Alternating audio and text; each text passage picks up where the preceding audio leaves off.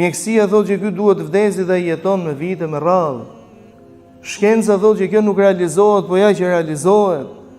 Sepse tek Allahu xhelle xhelalu nuk ka gjë të pamundur, o të nderuarit e mi. Një ndër kushtet e një triumfi është dhe organizimi me patjetër. Ti bëjmë sebebet me patjetër. Ti përdorim taktikat e duhura, patjetër, askush nuk e diskuton. Po taktika pati edhe Holako.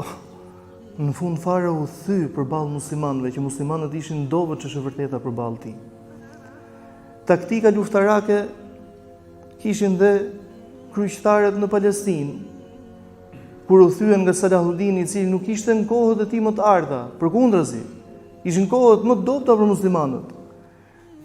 Kjo që tregon, ta jep edhe një herë tjetër atë përshkrimin e ajetit kuranor: Qulillahumma malikal mulk tu'til mulka man tasha wa tanzi'ul mulka mimman tasha wa tu'izzu man tasha wa tudhillu man tasha biyadikal khairu innaka ala kulli shay'in qadir.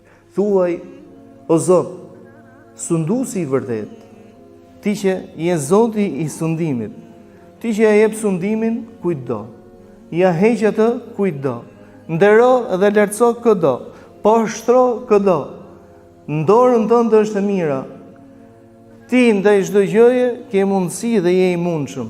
Pra ta jep atë përshkrimin se wa man nasru illa min indillah, se nuk vjen ndihmja dhe triumfi vetëm se prej Allahut subhanahu wa taala, dështon logjika njerëzore përballë kapaciteteve dhe fuqive të Allahut xhelle xhelalu. Dështon logjika, nuk arrin t'i perceptoj.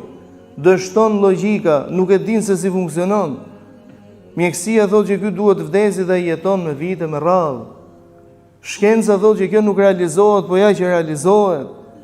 Sepse tek Allahu xhelle xhelalu nuk ka gjë të pamundur, o të nderuarit e mi.